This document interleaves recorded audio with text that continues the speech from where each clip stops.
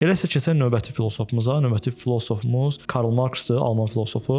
Təbii ki, Kapital və Texnologiya haqqında yazardı. Marks deyərdi ki, kapital artıq yalnız fabriklərdə deyil, məlumat, alqoritm və platformalarda toplanır. Məlumat kapitalı Google, Meta, Amazon kimi şirkətlər insanların davranışlarını iqtisadi resurs kimi istifadə edir. 2. Sosial bərabərlik və qlobal iqtisadiyyat. Gəlir fərqi, yoxsulluq və qlobal mühacirət məsələləri Marks üçün əsas problem olardı. O yazardı ki, kapitalın qlobal konsentrasiyası sosial ədaləti və demokratik hüquqları təhlükə altına alır. 3. Əmək və avtomatlaşdırılma. Robotlaşdırılma və süni intellekt insanların işini dəyişdirir. Marks bunu məhsuldarlıq artımı və əməkçi azadlığı perspektivi ilə analiz edərdi. İşçi sinfi anlayışı dəyişsə də, əmək və güc münasibətləri hələ də əsasdır. Həmçinin məlumat və ideologiya haqqında 21-ci əsrdə ideoloji aparatlar, sosial media və alqoritmlər olur. Marks yazardı, insanların düşüncəsi artıq yalnız məktəblərdə deyil, platformalarda, reklamda və xəbərlərdə formalaşır. Növbəti filosofumuz Albert Camus'dur. Absurdist fəlsəfi nöqtədən yazan filosof bildiyiniz kimi, görə 21-ci əsrdə Camus hansı nöqtədə olardı? Süni intellektə görə təbii ki.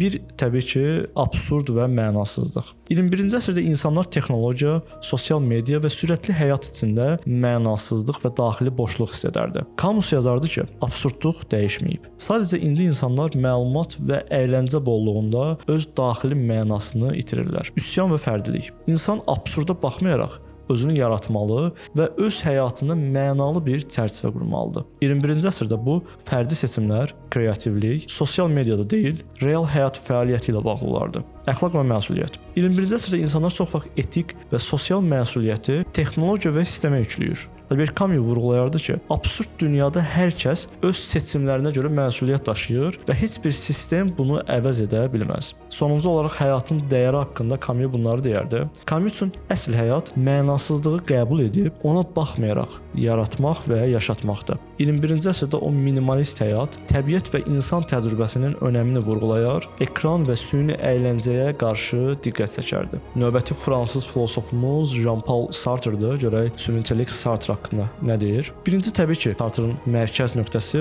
varoluş və seçim olardı təbii ki. 21-ci əsrdə insanlar çox vaxt sosial media, alqoritmlər və cəmiyyət gözləntiləri ilə yönləndirilirlər. Sartre yazardı ki, insan hələ də tam azaddır, amma bu azadlıq öz seçimlərini qəbul etmək məsuliyyəti ilə gəlir. Özünü aldatma bad faith deyir buna süni intellekt. İnsanlar çox vaxt like və trend standartlarına uyğun davranaraq öz azadlıq və məsuliyyətini gizlədir. Sartre bunu virtual bad faith adlandırardı. Yəni insanlar özünü ekrandakı performansla əvəz edirlər. Son olaraq danışacağımız filosof İbn Sina'dır. Görə süni intellekt İbn Sina'nın 21-ci əsrdə yaşadığı təqdirdə nələr yaza biləcəyi ehtimallarını bizə verəcək. Birinci, təbii ki, elm və rasional bilikdir. 21-ci əsrdə informasiya bolluğu var, amma bilik və məlumat fərqləndirilmir. İbn Sina yazardı ki, həqiqi bilik yalnız məntiq və təcrübəyə əsaslanmalıdır, yoxsa insanlar səhv nəticələrə gələrdi. 2. Təbiət və qanunlar. O, hər şeyi qanunlarla izah olunan bir kainat kimi görərdi. Süni intellekt, biologiya,